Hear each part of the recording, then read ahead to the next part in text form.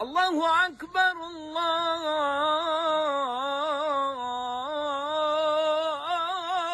Akbar.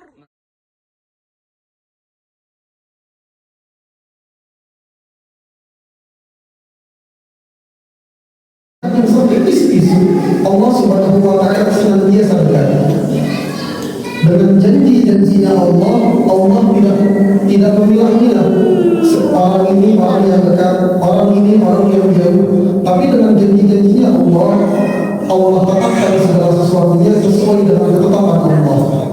Bahkan yang paling keren, yang paling luar biasa bagi diri kita yang seringkali kadang jauh dari Allah, kadang-kadang dekat, imannya naik, imannya turun, Allah tetap melakukan ketapan yang besar.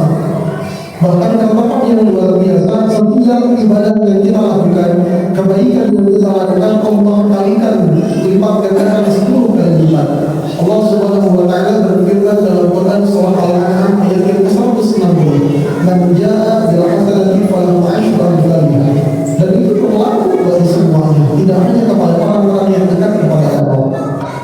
Lalu yang kedua, yang paling unik dan paling luar biasa, seringkali antara kita sebagai manusia memiliki pikiran orang itu terlihat jauh dari Allah. Saya sudah pernah melihat orang tersebut hadir di majelis, hadir di masjid, melakukan kebaikan, sedekah, umrah, bahkan haji. Tapi kenapa Allah Subhanahu wa Ta'ala memberikan kebaikan demi kebaikan, harta, kesehatan kepada orang tersebut? Padahal sepertinya dari pandangan manusia ibadahnya biasa saja, kedekatan dengan Allahnya biasa saja. Tapi yang luar biasa, Allah Subhanahu wa Ta'ala firmankan dalam Quran surah Al-An'am ayat yang ke-40. Allah Subhanahu wa Ta'ala berfirman, "Falamma nasu ma dzukiru bihi fatahna 'alaihim abwaaba kulli syai'." Kata Allah, ketika manusia nasu, lupa, lalai, jauh dari Allah, nasu ma dzukiru bihi, atas apa yang Allah perintahkan, atas apa yang Allah peringatkan kepada manusia, ma dzukiru bihi. Ketika manusia jauh dari Allah, lupa dari Allah, lalai dan mengingat Allah, oleh Allah tidak dihukum. Namun kalimat yang dalam Quran surah Al-An'am, "Fatahna 'alaihim abwaaba kulli syai'." Allah bukakan pintu kebaikan dari segala arah itu, arah rezeki, arah kesehatan. Maka ketika kita lihat orang yang sedang Allah puji dengan hal-hal seperti ini, maka janganlah kita iri, maka janganlah mengandalkan pada diri kita dalam menghargai. Tapi itu adalah cara Allah untuk mengingatkan kita untuk bisa kembali kepada Allah. Bukankah Ramadan ini adalah simulasi untuk pulang kepada Allah?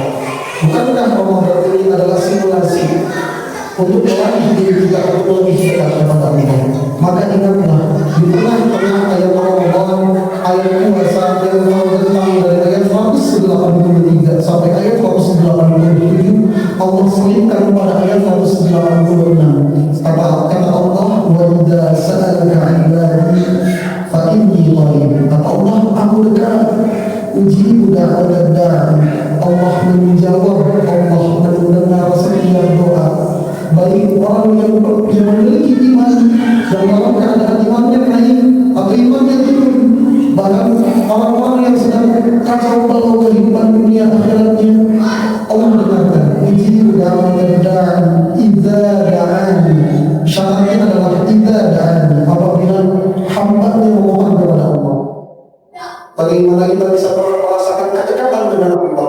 Bahkan kita pun bisa jadi di antara kita tidak meminta kepada Allah. Maka kata Imam Al-Ghazali, tidak akan dekat bagi orang yang tidak pernah meminta. Idza da'ani, maka kata Allah, "Falyastajibu li," maka aku akan kabulkan. "Wa yu'minu bi," asalkan kau beriman kepadaku. "La'allahum yarshudun." Maka dari itu, di sisa-sisa Ramadan yang ada paling kita manfaatkan dengan baik, kita lekatkan iman kita kepada Allah, kita tingkatkan ketakwaan kita, sehingga kita termasuk orang-orang yang Allah berikan label sebagai orang-orang yang bertakwa. Amin amin ya rabbal alamin. Barakallahu li wa lakum wa astaghfirullah li wa lakum. Wassalamu alaikum warahmatullahi wabarakatuh.